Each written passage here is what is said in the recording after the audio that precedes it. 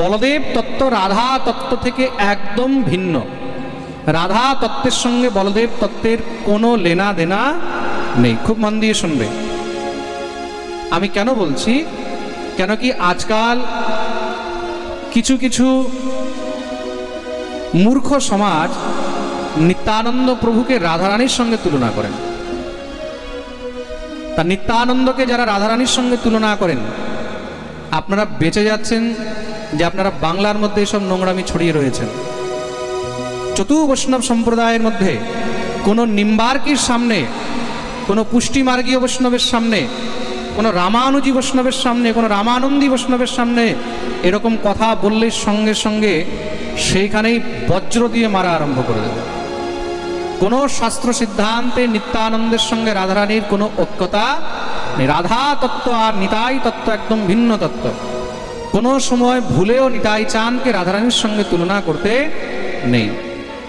আপনারা খুব মন দিয়ে শুনবেন, যারা লাইভ শুনছেন, যারা এখানে বসে আছেন, কেউ যদি কোনো সময় নিতাই চাঁদকে রাধারানীর সঙ্গে তুলনা করে, বুঝে যাবেন যে সে একমাত্র শুধু কলিযুগের সব থেকে ধূর্ত পাষণ্ডী ব্যক্তি। আজকাল অনেক জায়গায় এই নোংরামি শুরু হয়ে গেছে, নিতাইকে আবার রায় কিশোরী বলা হচ্ছে।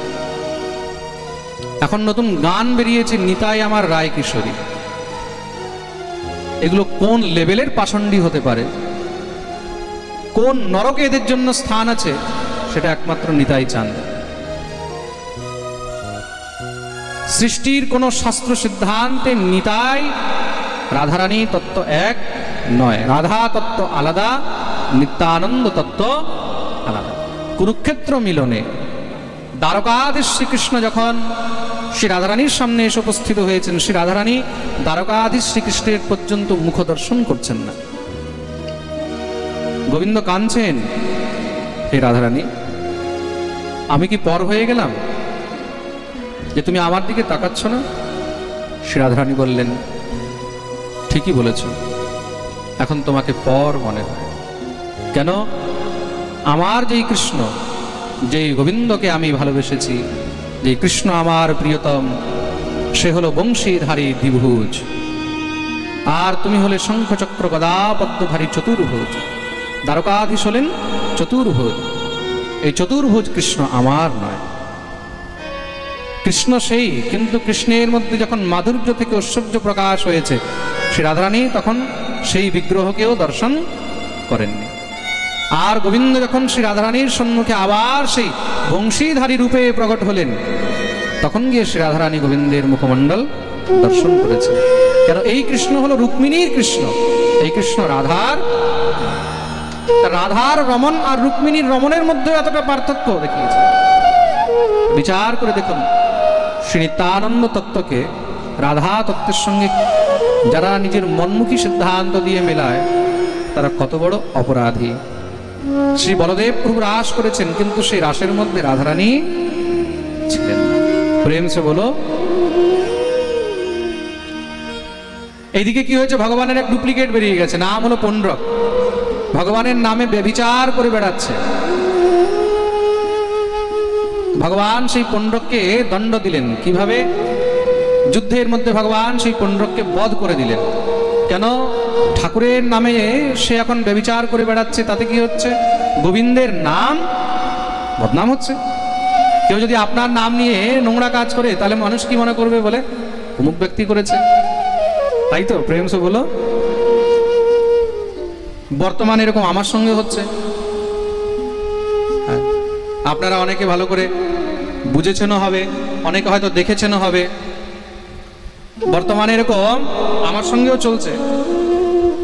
আমার নাম দিয়ে ফেসবুকের মধ্যে, ইউটিউবের মধ্যে এরকম অনেক ডুপ্লিকেট আইডি বানানো আছে, অনেক ডুপ্লিকেট চ্যানেল বানানো আছে।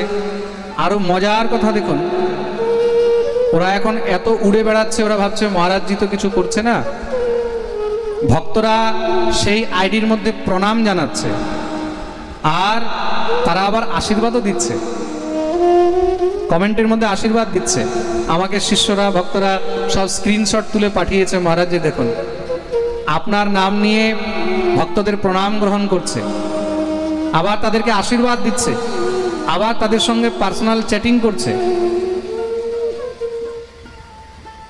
বিচার করে দেখুন কোন লেভেল পর্যন্ত মানুষ যেতে পারে। আরে তোমরা পাঠের ভিডিও দেবে দাও, আমার ফটো দেবে দাও, নিজের নাম দিয়ে চ্যানেল খুলে দাও। একদম ডাইরেক্ট আমার নাম দিয়েই চ্যানেল খুলে রেখেছে গোবিন্দ বল্লভ শাস্ত্রীজি। তা লাইভ এখন ওরা শুনছে, তো অতি শীঘ্রই আমরা এখন এটার একটা অনেক বড় স্টেপ নিতে যাচ্ছি। সাইবার ক্রাইমের মধ্যে এগুলোকে সব জেলে ঢুকাবো এবার। এতদিন পর্যন্ত অনেক সহ্য হয়েছে, এখন সহ্যের বাইরে চলে যাচ্ছে। যতগুলো আমার নামে ডুপ্লিকেট চ্যানেল চলছে সবগুলোকে জেলে ঢুকাবো। আমার উকিলের সঙ্গে কথা হয়েছে, পরশুদিন আমার কাছে এতগুলো স্ক্রিনশট এসছে, একদম দিব্যি নির্লজ্জের মতন আশীর্বাদ দিচ্ছে ভক্তদেরকে, তোমার মঙ্গল হোক। একজন প্রণাম করছে, ওইটার মধ্যে কমেন্টের মধ্যে একজন প্রণাম করছে, মহারাজ আমার দণ্ডবোধ প্রণাম নেবেন, আমি আপনার পাঠ সবসময় শুনি। সে আবার আশীর্বাদ দিচ্ছে, তোমার মঙ্গল হোক, তোমার ভক্তি হোক। তা বলছে মহারাজ আপনার সঙ্গে আমি একটু পার্সোনাল কথা বলতে পারবো? বলে ঠিক আছে, তোমাকে পার্সোনাল নাম্বার দেবো। ওটার মধ্যে কমেন্টে লিখছে। এইগুলোকে এখন সব ভালো করে লাইনে আনা হবে অতি শীঘ্রই। তার জন্য আজকে আমরা কিছু স্টেপ নিয়েছি। আমি শুধু আর 10-12 দিনের অপেক্ষায় আছি। পুরীর পাঠের পরে যদি এই চ্যানেলগুলো বন্ধ না হয়েছে, তারপরে সোজা অ্যাকশন হবে। প্রেম সে বলো, কোন লেভেলের মানুষ নির্লজ্জ এরকম করতে পারে? তা ভগবান পুণ্ড্রকের বধ কেন করেছেন? এখন যদি এরা এরকম করছে, তাহলে তখন তারা কেমন করে বেরিয়েছে? একজন তো আমাকে দেখা করতে এসে একদম ডাইরেক্ট বলছে, মহারাজ আমাকে চিনেছেন? না তো তোমাকে চিনিনি। কে তুমি? আপনি আমাকে চিনেননি? আমি বলছি না, তোমাকে চিনিনি। কি বলছেন মহারাজ? রোজ তো আপনি আমার সঙ্গে চ্যাটিং করেন। বাহ, যেই মানুষের কাছে নিজের বইয়ের সঙ্গে চ্যাটিং করার সময় নেই, সে তোমার সঙ্গে চ্যাটিং করে বেড়াবে? না মহারাজ দেখুন। বলে আমাকে তাড়াতাড়ি দেখাও কোথায় চ্যাটিং হয়েছে। তো আমাকে দেখালো, একদম পুরো প্রপার বিধিবৎ চ্যাটিং হয়েছে, স্ক্রিনশট দেখালো। তাহলে তুমি এটা দেখতে পাচ্ছ না আমার নামে ডুপ্লিকেট চ্যানেল খোলা আছে? বারবার আমি পাঠের মধ্যে 1000 বার বলি যে আমি ব্রহ্মার সঙ্গেও চ্যাটিং করি না, আমি স্বয়ং নারায়ণের সঙ্গেও চ্যাটিং করি না, আমি কোনো ফেসবুক চ্যাটিং করি না, কোনো মেসেঞ্জার চ্যাটিং করি না।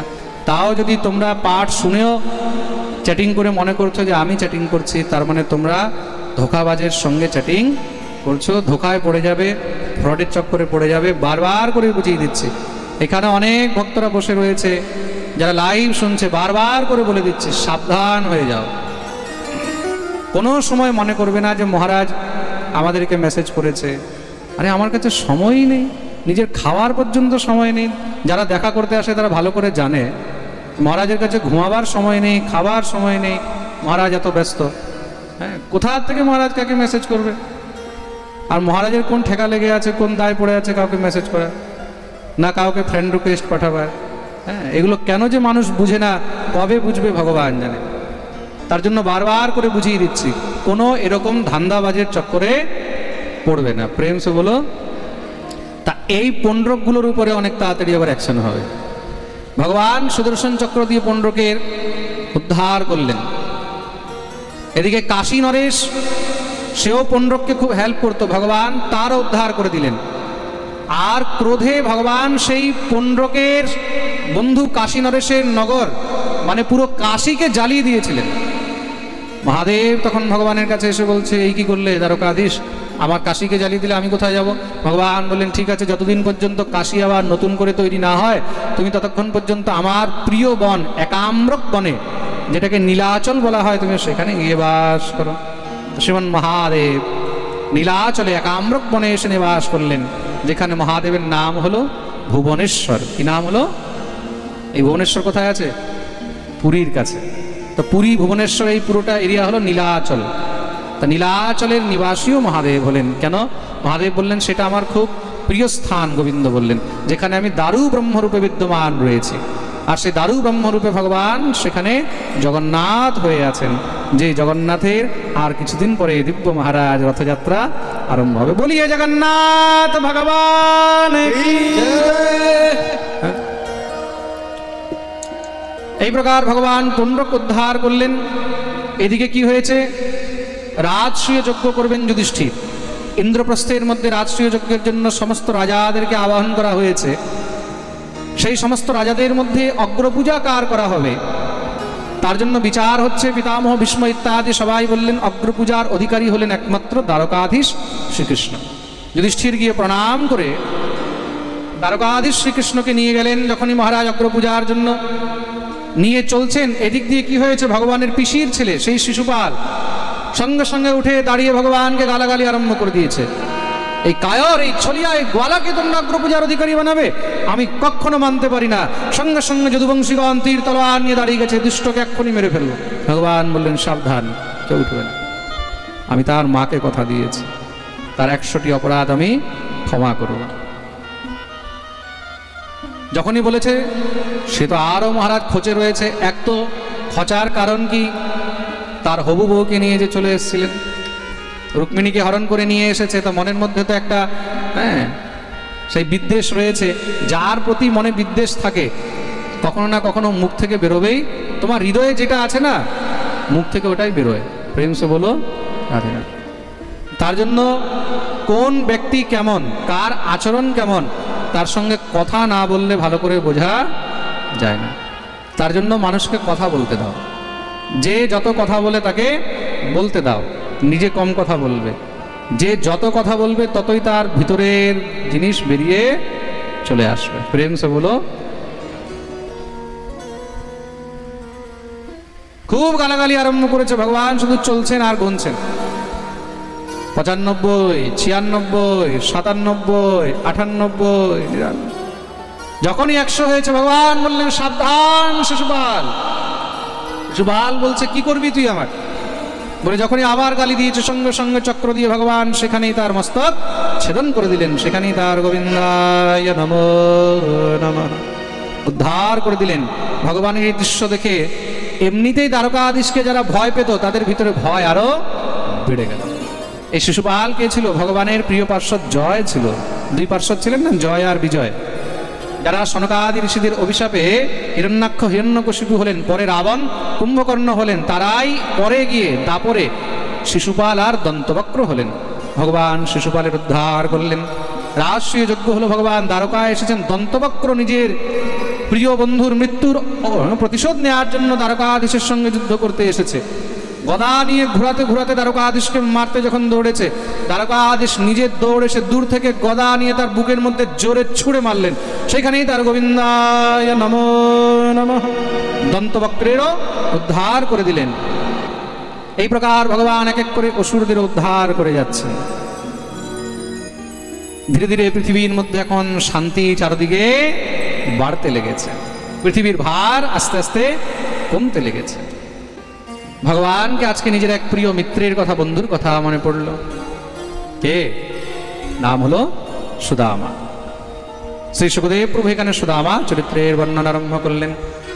কৃষ্ণস্যাসীৎ সখা কশ্চিৎ ব্রাহ্মণো ব্রহ্মবিত্তমঃ বিরক্তো ইন্দ্রিয়ার্থেষু প্রশান্তাত্মা জিতেন্দ্রিয়ঃ। কৃষ্ণস্যাসীৎ সখা কশ্চিৎ, ভগবান শ্রীকৃষ্ণের সেই পরম প্রিয় সখা সেই সুদামা গুরুকুলে ভগবানের সঙ্গে বিদ্যা অধ্যয়ন করেছিলেন। ট্রাভেল করে যেই সময় সুদামা চরিত্রের কথা চলছে সে সময় ভগবানের নাতিপতি হয়ে গেছে, মানে প্রায় 100 বছরের কাছাকাছি বয়স, 75 থেকে 100-র মধ্যেই হবে। তার মানে সুদামারও বয়স প্রায় তেমনই হবে। শ্রী সুদামাজি মহারাজের স্ত্রী নাম হলো সুশীলা। এই বৃদ্ধ অবস্থায় কিছু করতে পারেন না, তো 5 ঘরে ভিক্ষা করে যা পায় তা দিয়েই সংসার চলে। দেখুন, কোন সময় টিভি সিরিয়াল ইত্যাদি দেখে ভগবত লীলাকে কখনো বিশ্বাস করতে নেই। টিভি সিরিয়ালের মধ্যে অনেক জায়গায় কি দেখায়, সুদামার ছোট ছোট বাচ্চারা কাঁদছে, খিদায় তড়পাচ্ছে। 80 বছর বয়সে সুদামা ছোট ছোট বাচ্চা পয়দা করে রেখেছে। হ্যাঁ, কোন কমন সেন্সে এই টিভি সিরিয়ালের মধ্যে সব দেখায় ভগবান জানে। শ্রীমদ্ ভাগবতের মধ্যে এমন কোনো তথ্যই নেই। শ্রী সুদামাজি মহারাজ নিজ পত্নী নিয়ে নিত্য গোবিন্দের ভজনে মগ্ন হয়ে রয়েছে। অত্যন্ত দরিদ্রতা রয়েছে তার জীবনে। দরিদ্রাসীদ মানাসা বেব মানাভিগম্য চ। দরিদ্রতার চরম সীমা রয়েছে সুদামার ঘরে। বৃদ্ধ অবস্থা। সুশীলা কখনো মনে মনে ভাবেস, যদি কিছু অর্থ সম্পত্তি আমাদের কাছে হতো তাহলে এই বুড়ো বয়স একটু আনন্দে কেটে যেত। কে চায় বৃদ্ধ অবস্থা এক কষ্ট করি? তো একদিন নিজের স্বামীকে বললেন, প্রভু ননু ব্রহ্মণ ভগবতঃ সখা সাক্ষাৎ শ্রিয়ঃ পতেঃ ব্রহ্মণ্যশ্চ শরণ্যশ্চ ভগবান সাত্বতর্ষভ। শুনেছি সেই শ্রীপতি, সেই দ্বারকাপতি নাকি আপনার বন্ধু। বলে হ্যাঁ হ্যাঁ, সেটা আমারই বন্ধু। তা দিনরাত তুমি তার গুণগান করো, কখনো ইচ্ছা হয় না যে তার সঙ্গে একটু দেখা করে আসে? সুদামা বললেন, দেবী ইচ্ছা তো হয়।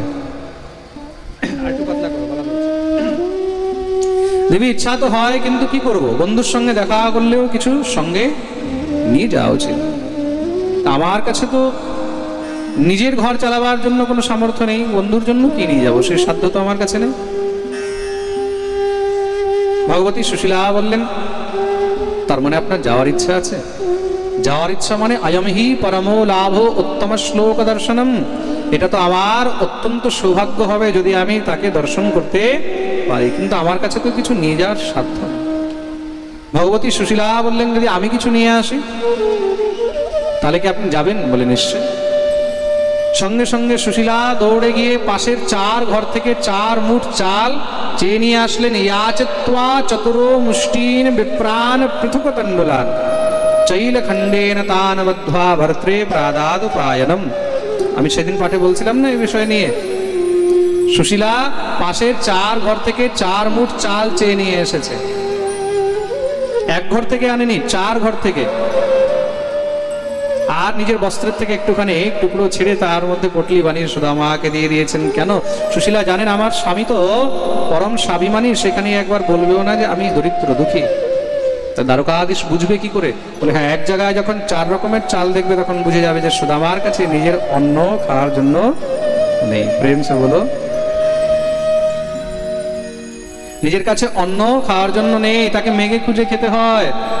দেখুন, আমি বারবার পাঠের মধ্যে বলি, স্ত্রী যদি চায় না তাহলে ঘরকে স্বর্গ বানিয়ে দিতে পারে, আর স্ত্রী যদি চায় তাহলে ঘরকে নরক বানিয়ে দিতে পারে।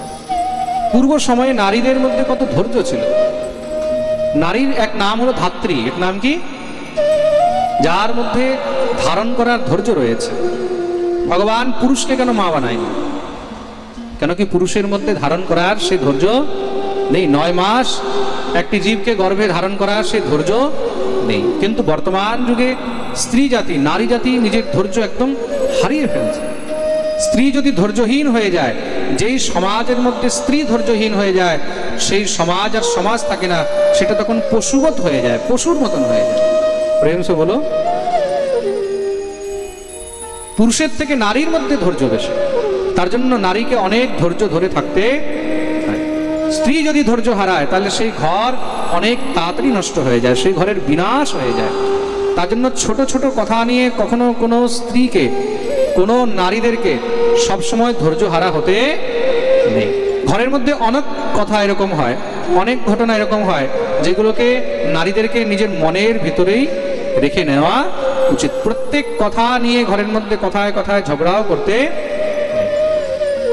আর সব থেকে বড় জিনিস, কখনো নিজের স্বামীর নিন্দা নিজের বাপের বাড়িতে করতে। যেই স্ত্রী নিজের বাপের বাড়িতে নিজের স্বামীর নিন্দা করে, এ সংসারের মধ্যে সেই স্ত্রীকে নারকীয় না স্ত্রী বলা হয়েছে, নরকের স্ত্রী বলা হয়েছে।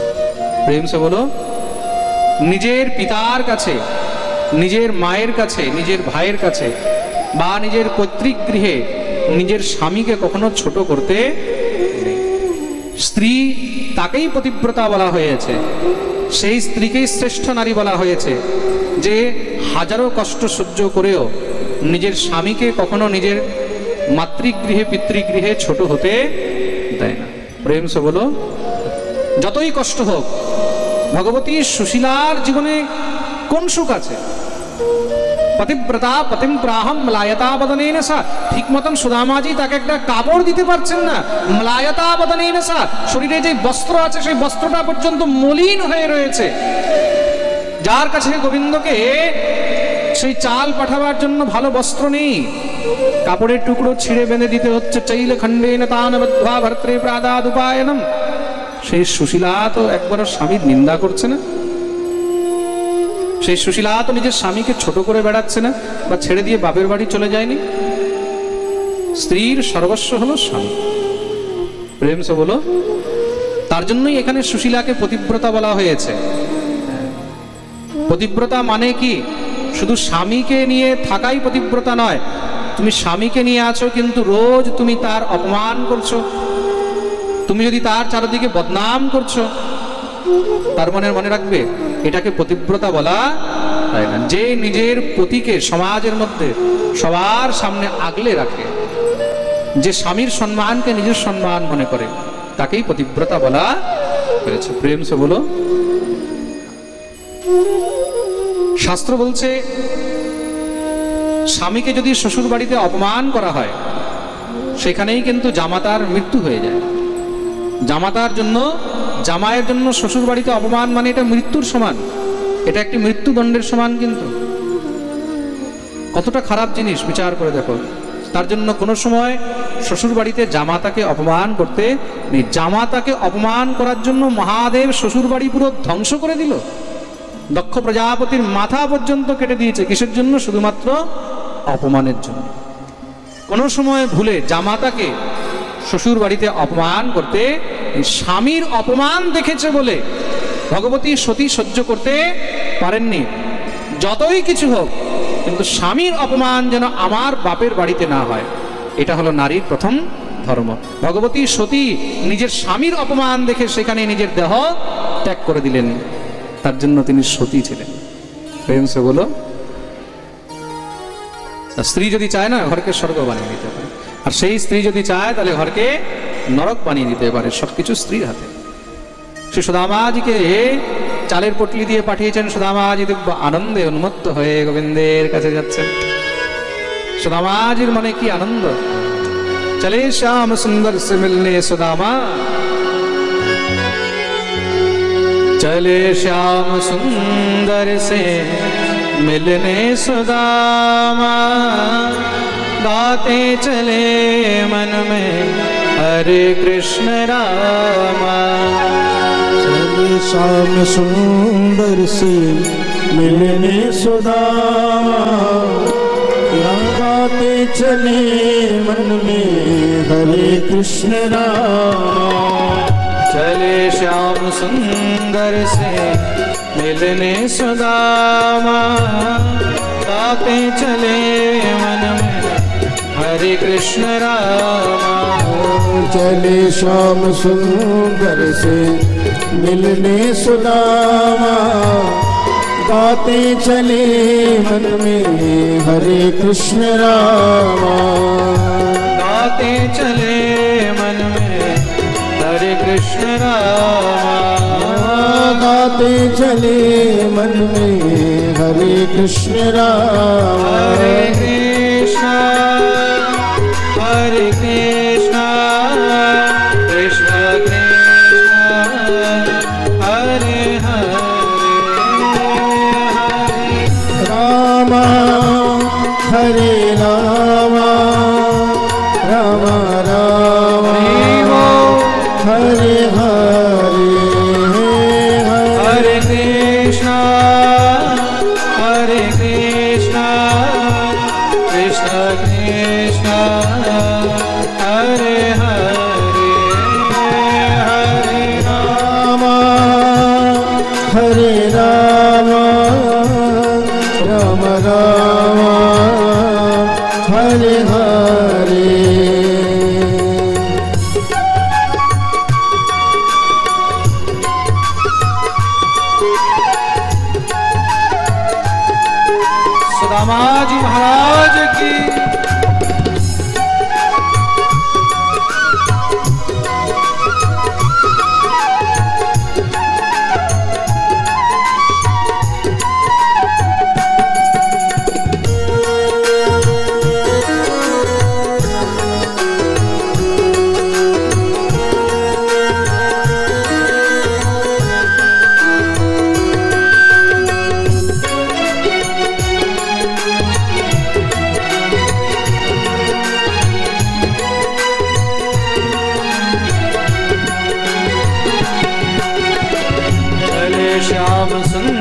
कृष्णवर से मिलने सुदामा गाते चले मन में हरे कृष्ण रामा। चले श्याम सुंदर से मिलने सुदामा गाते चले मन में हरे कृष्ण रामा। गाते चले मन में हरे कृष्ण रामा। गाते चले मन में हरे कृष्ण रामा। बोलिए सुदामा जी महाराज की जय। श्री सुदामा जी महाराज दिव्य कीर्तन करते करते দ্বারকাপুরী পৌঁছেছেন। দ্বারকায় গিয়ে সেখানে কোনো পথিককে জিজ্ঞাসা করলেন, ভাই এটাই কি সেই জায়গা যেখানে আমার গোবিন্দ থাকে, কৃষ্ণ থাকে? হ্যাঁ হ্যাঁ ভাই, এটাই সেই দ্বারকা। এখানে সেই গোবিন্দ কোথায় থাকে বলতে পারবে? সামনে যে সব থেকে সুন্দর, সব থেকে বড় মহল দেখতে পাচ্ছ, সেটাই হলো দ্বারকাধীশ শ্রীকৃষ্ণের মহল। সুদামা সোজা গিয়ে মহলের দ্বারে উপস্থিত হয়েছেন। দ্বারপালগণ সুদামাকে দেখে প্রণাম করলেন। হে বিপ্রদেব, আপনি কোথায় যাবেন? কার সঙ্গে দেখা করতে এসেছেন? সে সুদামাজি বললেন, আমি নিজের বাল্যকালের বন্ধু কৃষ্ণের সঙ্গে দেখা করতে এসেছি। দ্বারপালরা বুঝে গেলেন নিশ্চয়ই আমাদের ঠাকুরের বাল্য বন্ধুই হতে পারে, কেন এই সংসারে যত গরিব আছে, দিন দুঃখী আছে, সবাই আমাদের গোবিন্দেরই বন্ধু। তার জন্যই ঠাকুরের এক নাম হলো দীনবন্ধু। কি নাম? যিনি দিন দুঃখীদের বন্ধু। এই সংসারে গরিবের কেউ বন্ধু হয় না, হয় কি? সবাই চায় অর্থপতি পয়সাওয়ালাকে বন্ধু বানাতে, গরিবকে কেউ বন্ধু বানাতে চায় না। প্রেম সে বলো কেন? বলে গরিবকে বন্ধু বানালে তো তাকে দিতে হবে, সাহায্য করতে হবে। এই সংসারে নেওয়ার জন্য সবাই বসে আছে, দেওয়ার জন্য মহারাজ। প্রেম সে বলো, বলো না, আরো জোরে, আরো জোরে, আরো জোরে। আওয়াজ পাচ্ছি না।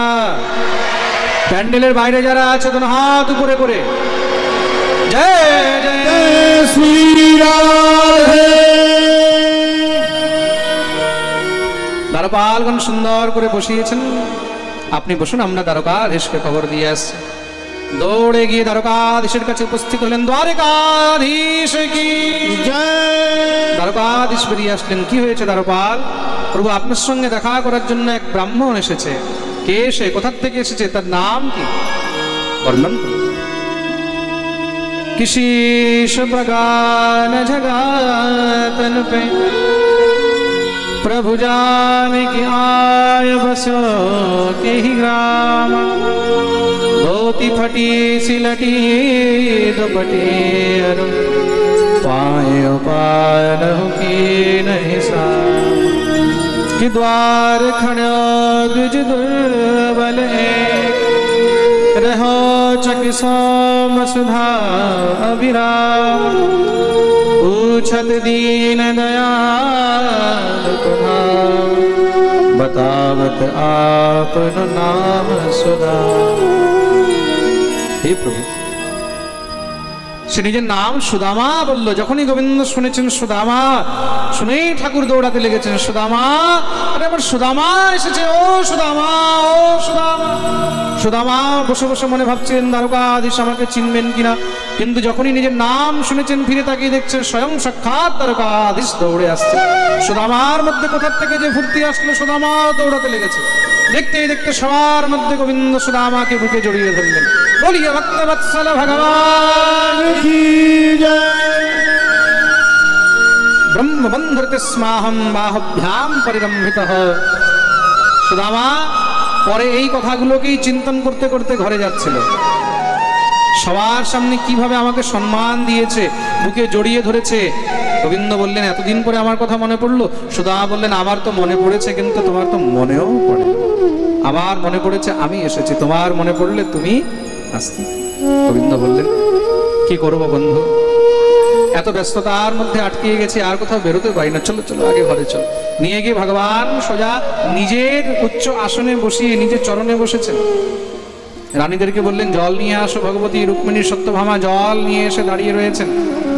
সুদামার চরণ ধরে ভগবান ঝরঝর করে কাঁদতে লেগেছেন, নিজের অশ্রু বিন্দু দিয়ে ভগবান সুদামার চরণ। आहा देख सुदामा की दीन दशा, करुणा करके करुणा निधि रोए, पानी परात को हाथ छुयो नहीं, नैनन के जल सो पग धोए। চরণ ধুয়ে দিলেন, ভগবান চরণামৃত গ্রহণ করেছেন। আহা, স্বয়ং ভগবানও চরণামৃত গ্রহণ করেন। কার? বিপ্রপাদ। এই হলো ব্রাহ্মণের মহিমা। প্রেম সে বলো, এই সংসারের মধ্যে ব্রাহ্মণের মহিমা কত দেখুন। তার জন্য ভগবান বলেছেন বিপ্র প্রসাদাৎ ধরণীধরোহম, বিপ্র প্রসাদাৎ কমলাবরোহম, বিপ্র প্রসাদাৎ অজিতাজিতোহম, বিপ্র প্রসাদাৎ মম নাম রাম। ব্রাহ্মণের এত মহিমা। সুদামা গোবিন্দকে পাশে নিয়ে বসিয়েছেন, দুজনার মধ্যে চর্চা আরম্ভ হলো। কানাই মনে আছে গুরুকুলে আমরা কি করে একসঙ্গে থাকতাম? বলে সব মনে আছে। ক্বচিৎ গুরুকুলে বাসম ব্রহ্মণ স্মরসিনো যতঃ দ্বিজো বিজ্ঞায় বিজ্ঞেয়ং তমসঃ পারমশ্রুতে। সেই গুরুকুলে আমরা একসঙ্গে ঘুমাতাম, একসঙ্গে খেতাম, একসঙ্গে বিদ্যা অধ্যয়ন করতাম। গুরুদেবের কথা মনে আছে? বলে সব মনে আছে। এই সংসারে একমাত্র গুরুই তো আপন। ভগবান বলছেন কাকে? হ্যাঁ, সুদামাকে বলছেন বন্ধু, গুরুই তো আপন। এই সংসারের মধ্যে গুরুর সম্বন্ধে এমন সম্বন্ধ, যেই গুরুর কাছে গিয়ে জীব নিজের সমস্যা সব সমর্পণ করে নিজের সব সংশয়ের সমাধান করতে পারে। যেই কথা তুমি স্বামীকে বলতে পারবে না, যে কথা তুমি স্ত্রীকে বলতে পারবে না, মাতা পিতাকে বলতে পারবে না, ভাই বন্ধু পুত্রকে বলতে পারবে না, সেটাও গুরুদেবকে বলা যায়। এই হলো গুরুদেবের মহিমা। যেই সমস্যা অন্য কেউ সমাধান করতে পারবে না, সেটা একমাত্র শ্রী গুরুদেব সমাধান করতে পারে। প্রেম সে বলো। তার জন্য গুরুর সামনে কখনো কোনো সংকোচ করতে নেই। গুরু সে কপট, মিত্র সে চোরি, কে হো অন্ধা ইয়া হো কোড়ি। যে গুরুর সঙ্গে কপট করে আর বন্ধুর সঙ্গে কপট করে, মনে রাখবে সে হয়তো অন্ধ হয়ে জন্ম নেয়, নয়তো কুষ্ঠ রোগী হয়ে যায়। প্রেম সে বলো। তার জন্য কখনো গুরুর কাছে কপট করতে নেই, গুরুর কাছে কোনো জিনিস লুকাতে নেই। যা বলবে গুরুর কাছে সব একদম মন খুলে সমর্পণ ভাবে বলা উচিত। এটা হলো গুরু। আর গুরু এই সংসারের মধ্যে, এই যাবতীয় জগতের মধ্যে আমাদের তিনজন হয়। প্রত্যেক জীবের তিন গুরু। খুব মন দিয়ে শুনবে, ভগবান বলছেন সबै সৎকর্মণাম সাক্ষাৎ দ্বিজাতেরিহ সম্ভবঃ, আদ্যোঙ্গ যত্রাশ্রমিণাম যথাহম জ্ঞানদো গুরু। এই সংসারে আমাদের তিনটি গুরু হয় সবার। কে কে? প্রথম হলেন পিতা গুরু। প্রথম হলেন কে? পিতা গুরু, যার ঔরস থেকে আমাদের জন্ম হয়েছে, যিনি আমাদেরকে জগৎ দেখিয়েছেন। প্রথম শিক্ষা কার থেকে? পিতা থেকে। প্রথম গুরুকে। তার জন্য মনে রাখবে, জীবনে যতই গুরু হোক, প্রথম হলো মাতা পিতা। জীবনে কোনোদিন মাতা পিতাকে অপমান করবে না, মাতা পিতাকে অবহেলা করবে না। যারা মাতা পিতাকে অবহেলা করে, মাতা পিতাকে অবহেলা করে মহারাজ অন্য গুরুকে বড় মনে করে, তাদেরকে অপরাধী বলা হয়েছে। তো প্রথম হলেন পিতা গুরু, আর দ্বিতীয় হলেন দীক্ষা গুরু। দ্বিতীয় হলেন দীক্ষা, আর তৃতীয় হলেন শিক্ষা গুরু, যিনি নিজের শিক্ষার মাধ্যমে আমাদের জীবনকে ঠিক রাস্তা দেখান। তিনি হলেন আমাদের শিক্ষা গুরু। প্রেম সে বলো। আর ভগবান নিজে বলছেন এই সংসারে আমি গুরু রূপে রয়েছে। গুরুকে? গুরু হলো আমারই স্বরূপ। নন্বর্থকো বিদা ব্রহ্মণ বর্ণাশ্রম বতামিহ, ये मया गुरुणा वाचा तरन्त्यञ्जो भवार्णव। ये मया गुरुणा। এই সংসারে আমি গুরু রূপে রয়েছে, যেটা ভগবান একাদশ স্কন্ধে উদ্ধবকে উপদেশ করেছেন। এটা ভগবান উপদেশ করেছেন, ইয়ে মায়া গুরুণা, আমি হলাম গুরু। কৃষ্ণ যদি কৃপা করেন কোনো ভাগ্যবানে, অন্তর্যামী রূপে গুরু শিখানো আপনি। তার জন্য গুরুদেবের অধরামৃত পাওয়ার সবসময় চেষ্টা করবে। কিভাবে গুরুদেবের উচ্ছিষ্ট গ্রহণ করব, কিভাবে গুরুদেবের অধরামৃত গ্রহণ করব? কেন? গুরু উচ্ছিষ্ট মানে সাক্ষাৎ গোবিন্দের উচ্ছিষ্ট, গুরু প্রসাদী মানে সাক্ষাৎ গোবিন্দের প্রসাদী। এটা হলো গুরুর স্থান। প্রেম সে বলো। গুরুদেবের পাত্রের মধ্যে যদি একটু কণিকাও লেগে থাকে, সেই কণিকাকেও একদম যত্নের সঙ্গে নিয়ে গ্রহণ করা উচিত। গুরুর প্রসাদী কণিকাও সাক্ষাৎ ব্রহ্ম প্রসাদী তুল্য মহাপ্রসাদ। বলিয়ে সদ্গুরুদেব ভগবান কি। আচ্ছা একটা কথা বলো তো কানাই, তোমাকে যেমন গুরুকুলে দেখেছিলাম এখন একদম দেখতে তেমনই মনে হয়। বিয়ে থা হয়েছে কিনা? ভগবান বললেন বিয়ে তো হয়েছে। বিয়ের মধ্যে একবার আমার কথা মনে পড়লো না? মানুষ তো বিয়ের মধ্যে আগে বন্ধুদেরকে ডাকে, অনেকে তো মা বাপকেও ডাকে না, বন্ধুদেরকে ডেকে বিয়ে সেরে নেয়। প্রেম সে বলো, বলো না। ভগবান বললেন কি বলবো, আমার বিয়ে এইভাবে হয়েছে, মা বাপকেও ডাকার সময় পাইনি। আচ্ছা ঠিক আছে, যা হওয়ার হয়েছে, এবার বৌদির সঙ্গে দেখা তো করি দাও। ভগবান ইশারা করলেন আসো। এক এক করে এসে প্রণাম করছেন, সুদামা আশীর্বাদ দিলেন। সদা সুখী ভব, সৌভাগ্যবতী ভব, পুণ্যবতী ভব, গুণবতী ভব, শীলবতী ভব, রূপবতী ভব। দেখতে দেখতে মহারাজ লাইন আর শেষ হচ্ছে না। হাত তুলে তুলে আশীর্বাদ দিতে দিতে হাতে ব্যথা হয়ে গেছে। 100 বেরিয়ে গেল, 200 বেরিয়ে গেল, এখন শুধু আশীর্বাদ চলছে। রূপবতী ভব, গুণবতী ভব, পুত্রবতী ভব, শীলবতী ভব। 300 হলো, 400 হলো, এবার আশীর্বাদে শর্টকাট হয়ে গেছে। এখন শুধু ভব ভব ভব ভব। সুদামাজি মনে মনে ভাবছিলেন, রাজা মানুষ, 2-4টা রানী হতেই পারে, 10-20টা হতে পারে, 20-25টা হতে পারে, এত? কানাইকে বললেন, भैया कन्हैया, हाँ बोले थोड़ा ঝঙ্কু आजा, একটু এদিকে আয় না। কি হয়েছে? बोले भैया तो से मैंने कही कि भाभी से मिलवा दे, तेने तो पूरी द्वारका की बुलाई ली नहीं। তোকে বললাম যে বৌদির সঙ্গে দেখা করিয়ে দিয়ে, তুই তো পুরো দ্বারকাগুলোকে ডেকে নিয়েছিস। এটা আমাদের ব্রজ ভাষা, বুঝতে পারছো তো? প্রেম সে বলো। ব্রজ ভাষা কিন্তু বিশ্বের সব থেকে মধুর ভাষা। ব্রজ ভাষার সমান মধুর কিন্তু আর কোনো ভাষা নেই। ভগবান বলছেন, भैया ये द्वारका की ना, ये सबरी तेरी भाभी है। দ্বারকার নয়, সব তোরই বৌদি। হে ভগবান, এতগুলো বিয়ে করেছিস, একবারও আমার কথা মনে পড়লো না? আর কত বাকি আছে? বলে তো সবই শুরু হয়েছে। তাহলে আর কত? বলে 16,108। এ রাম, একটা বিয়ে করেছিস, আমাকে ডাকিসনি, দুটোতে ডাকিসনি, 4টা, 10টা, 20টা, 16,108-এর মধ্যে একবারও আমার কথা মনে পড়লো না? ভগবান বললেন, কি বলবো ভাই, বাকিদের হয়তো এক এক করে বিয়ে হয়, আমার তো পুরো পাইকারি বিয়ে হয়। সুদামা বললেন, দেখ ভাই, এক এক করে সবাইকে আশীর্বাদ দেওয়ার সামর্থ্য আমার মধ্যেও নেই। সবার জায়গায় তুই আমাকে প্রণাম করে নে, আমি তোকেই আশীর্বাদ দিয়ে দিই। প্রেম সে বলো। ভগবান প্রণাম করলেন, সুদামা গোবিন্দকে আশীর্বাদ দিচ্ছে। সদা সুখী ভব। ভগবান তো হলেন পরম ব্রহ্মণ্য। নমো ব্রহ্মণ্য দেবায় গো ব্রহ্মণ হিতায় চ জগদ্ধিতায় কৃষ্ণায় গোবিন্দায় নমো নমঃ। সংসারের মধ্যে কার সামর্থ্য আছে ভগবানকে বলতে পারবে আমাকে প্রণাম করে নে? হ্যাঁ, আছে এই সামর্থ্য? কার সামর্থ্য আছে ভগবানকে আশীর্বাদ দেওয়ার? এই সামর্থ্য যদি কার মধ্যে রয়েছে, সেটা ব্রাহ্মণের মধ্যে রয়েছে। ভগবান হলেন পরম ব্রাহ্মণ্য, ব্রাহ্মণ ভক্ত। আর ভগবানও নিজে ব্রাহ্মণদের আশীর্বাদ নেওয়ার জন্য লালায়িত হয়ে থাকেন। যেই ব্রাহ্মণ নিত্য গায়ত্রী জপ করে, শিখা বন্ধন করে রাখে, শিখাহীন বা ব্রাহ্মণের কথা বলা হচ্ছে না, যেই ব্রাহ্মণের শিখা নেই, সূত্র নেই, গায়ত্রী জপ করলেও তার কোনো ফল পাওয়া যায় না। খুব মন দিয়ে শুনবে, গায়ত্রীর ফল কোথায়? তার জন্য আগে শিখা বন্ধন করতে হয়। শিখা বন্ধন না করে গায়ত্রী জপ করলে তার কোনো ফল পাওয়া যায় না। যেই ব্রাহ্মণ গায়ত্রী জপ করবে, দেবতারা পর্যন্ত তাকে ভয় পায়। প্রেম সে বলো, গায়ত্রীর এত মহিমা।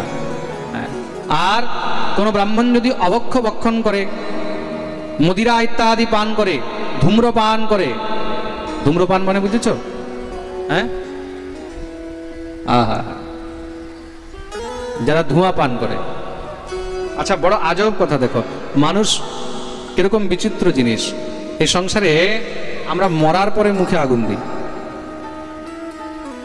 আর কিছু কিছু লোক জীবিতই মুখে আগুন দিয়ে বেড়াচ্ছে, তাই তো? প্রেম সে বলো। তা যারা জীবিতই মুখে আগুন দিয়ে দিয়েছে তাহলে তারা কার সমান? মরার সমান। কিসের সমান? মৃতের সমান। প্রেম সে বলো। বলে মরার পরে আর আগুন দেওয়ার দরকার নেই, জীবিত থাকতে আগুন দিয়ে বেড়াচ্ছে। প্রেম সে বলো। আচ্ছা, আরো দেখো, এত কিছু বোঝানো হয়, শুধু আমরাই নয়, গুরুজনরাই নয়, শাস্ত্র গ্রন্থ নয়, যেই প্যাকেটগুলো কিনে আনে না তার সামনে উপরেও একদম বড় বড় অক্ষরে লেখা থাকে এটা স্বাস্থ্যের জন্য অনেক খারাপ। লেখা থাকে কি না? আপনার ক্যান্সার হতে পারে, ইট কজেস বি ক্যান্সার, লেখা থাকে না? কিন্তু দেখবে জেনে বুঝেও মানুষ সেটাকে খায়, জানে এটা দিয়ে লাঞ্চ খারাপ হয়ে যেতে পারে, হ্যাঁ, এটা দিয়ে আমার মৃত্যু হতে পারে, ক্যান্সার হতে পারে, কত রকমের রোগ ব্যাধি হতে পারে, কিন্তু তবুও মানুষ ছাড়তে চায় না। প্রেম সে বলো। ছাড়তে পারে না নয়, ছাড়তে চায় না। ছাড়তে চাইলে একদিনেই ছাড়া। প্রেম সে বলো। ভগবান সুদামাকে বলেন, আচ্ছা একটা কথা বলো, তোমার বিবাহ হয়েছে কিনা? বলে হ্যাঁ, বিবাহ তো আমারও হয়েছে। তা তুমি তো ডাকলে না? সুদামা বললেন, কি বলবো ভাই, আমারও এরকমই অবস্থা, ঝটপট করে মা বাবা বিয়ে দিয়ে দিয়েছে, আমি আর ডাকতে পারিনি। তাই নিশ্চয়ই বৌদিও তোমার মতন সুশীল হবে। বলে হ্যাঁ, তার নামও সুশীলা। তাহলে বৌদি আমার জন্য কি পাঠিয়েছে? সুদামা সংকোচ করছেন। কোথায়? দ্বারকাপতি শ্রীপতি, আর তার সামনে 4 মুঠ চাল বের করে দেবো? কিন্তু সুদামা কি জানেন, ভগবান চালের ভুখা নয়, ভগবান 56 ভোগের ভুখা নয়, ভগবানকে কোনো জিনিসের দরকার নেই। ভগবান তো বলছেন, পত্রম পুষ্পম ফলম তোয়ম ইয়ো মে ভক্ত্যা প্রয়চ্ছতি তদহম ভক্ত্যোপহতমশ্নামি প্রয়তাত্মনঃ। পত্রম পুষ্পম ফলম তোয়ম, কেউ যদি শ্রদ্ধাযুক্ত হয়ে আমাকে পত্র মানে পাতা, ফুল, জল, যেই কোনো জিনিস অর্পণ করে আমি তাতেই প্রসন্ন হয়ে যায়। সুদামাকে বললেন, দেখি না কি এনেছো, বের করো।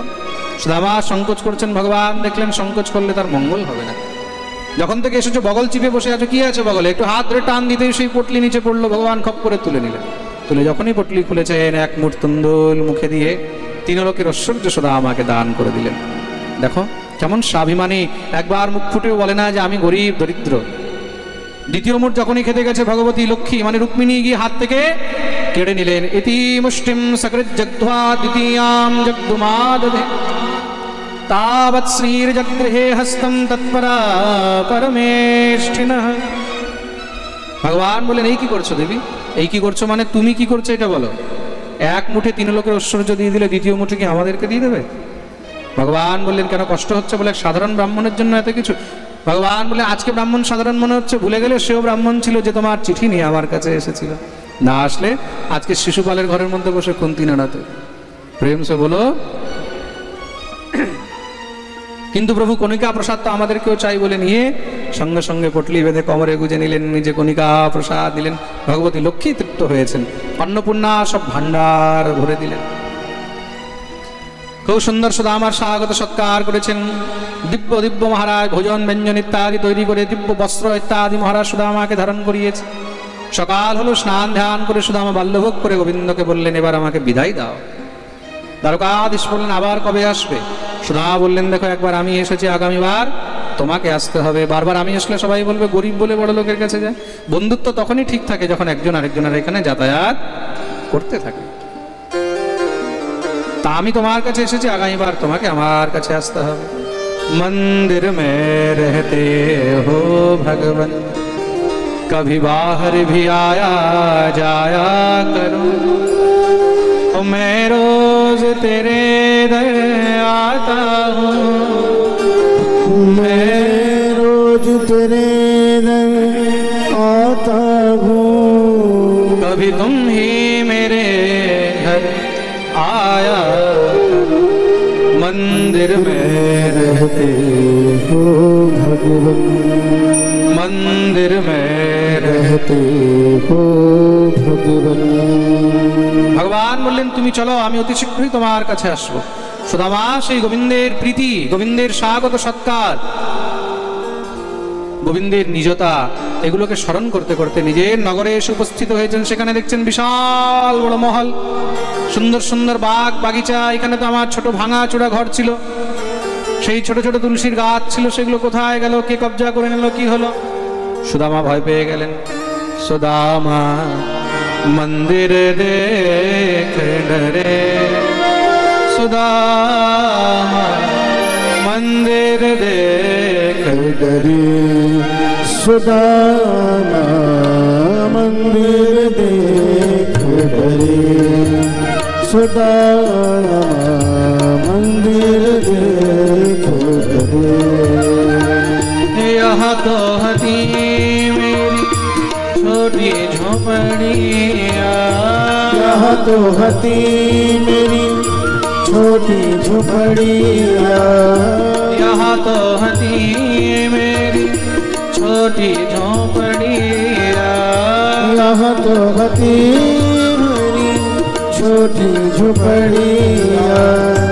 अंचल महल खड़े सुदामा मंदिर देख डरे, सुदामा मंदिर देख डरे।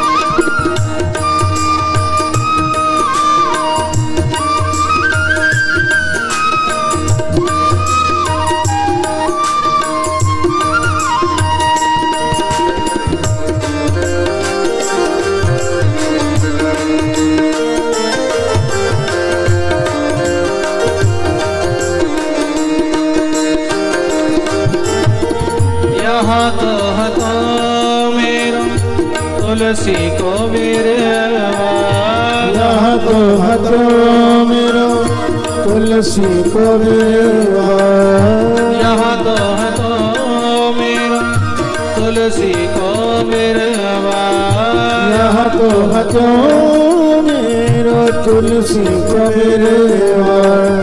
वंदन वृक्ष पड़े सुदामा मंदिर देख डरे, सुदामा मंदिर देख, मंदिर